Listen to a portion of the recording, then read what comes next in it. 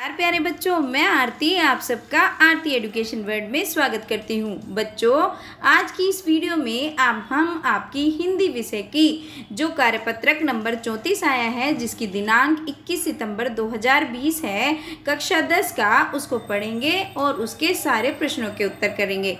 बच्चों, ये जो आप एक गद्यांश देख रहे हैं, ये गद्यांश आपकी जो क्षितिज पुस्तक में मानवीय करुणा की दिव्य चमक पाठ है और जिसे लिखा है सर्वेश्वर दयाल सक्सेना ने, उसमें से लिया गया है। और इस गद्यांश को पढ़ के हमें कुछ प्रश्नों के उत्तर देने हैं। चलिए पहले पढ़ लेते हैं हम गद्यांश।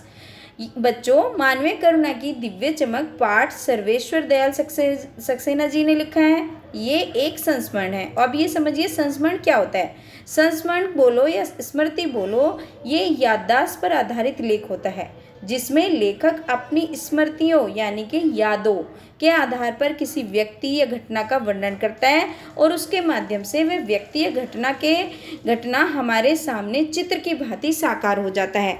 इस पाठ में लेखक ने बताया है कि फादर कामिल बुल्के बेल्जियम के रेम्सचेपल शहर के एक ईसाई धर्म प्रचारक के रूप में भारत आए थे, किंतु उन्होंने इस देश को अपनी कर्मभूमि बनाया और यहीं के होकर रह गए। मतलब वो आए थे अपने धर्म का प्रचार करने के लिए, क्रिश्चियन धर्म को, मतलब ईसाई धर्म को प्रचार करने के लिए, लेकिन उनकी कर्मभूमि बन गई ये भारत और वो यहीं पे रह गए। फादर कामिल बुल्के ने हिंदी भाषा के विकास और प्रचार प्रसार में बहुत ही महत्वपूर्ण योगदान दिया। हिंदी भाषा को समृद्ध करने में उनके द्वारा लिखे गए जो शब्दकोश, मतलब डिक्शनरी का बहुत महत्वपूर्ण है, क्योंकि उन्होंने ही सबसे पहले डिक्शनरी बनाई थी हिंदी भाषा की। और इस पाठ में लेखक ने उन्हीं फादर बुल्के के स्वभाव और व्यवहार का वर्णन किया है। मतलब वो फादर बुल्के का स्मृति को याद करके उनका जो स्वभाव था, उनका जो व्यवहार था, उसको वर्णन करते हैं। उन्हें मानवीय करुणा की दिव्य चमक भी कहा है सर्वेश्वर दयाल ने।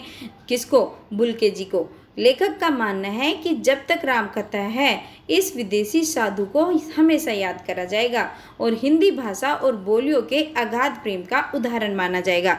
तो बच्चों, ये तो पढ़ा हमने गद्यांश। अब हम देखते हैं इसके प्रश्नों के उत्तर, क्या प्रश्न पूछे हैं और क्या उनके उत्तर हैं। चलिए देखते हैं। सबसे पहला क्वेश्चन है, संस्मरण से आप क्या समझते हैं? तो इसमें लिखा ही हुआ है बच्चों, तो आप लिख देंगे संस्मरण स्मृति अथवा याददाश्त पर आधारित लेखन होता है।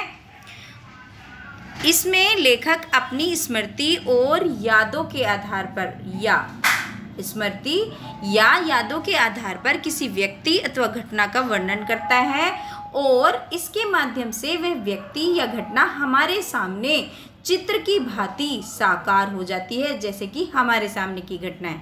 ठीक है, पहले क्वेश्चन का आंसर आप ये लिख देंगे। अब देखते हैं दूसरा प्रश्न क्या है। फादर कामिल बुल्के कौन थे? उनके भारत आने का क्या उद्देश्य था? तो बच्चों, इसका आंसर हम इस तरीके से लिखेंगे।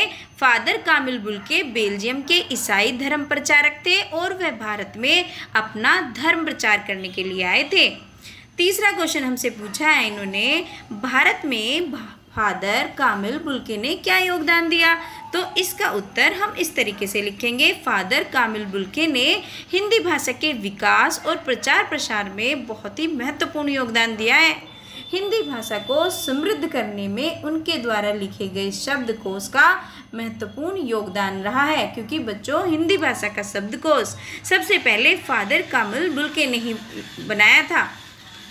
देखिए, अब चौथा क्वेश्चन हमें दी है एक एक्टिविटी यानी कि गतिविधि, कि हमारे जीवन में भी कोई ऐसा व्यक्ति होगा जिन्हें आप याद करके खुशी महसूस करते हैं, उनके बारे में अपना संस्मरण लिखिए। तो हमने लिख दिया इस तरीके से, मेरे जीवन में मेरी 10वीं क्लास की कक्षा अध्यापक का बहुत महत्वपूर्ण योगदान रहा है। उन्होंने मुझे सही मायने में जीवन का अर्थ समझाया। उन्होंने मुझे बताया कि एक विद्यार्थी का सबसे महत्वपूर्ण कार्य है उसका अध्यापन, उसके शिक्षकों का आदर, उसके माता पिता का सम्मान होता है।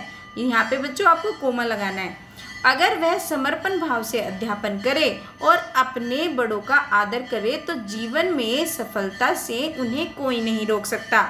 तो बच्चों ये थी आज की आपकी वर्कशीट नंबर 34।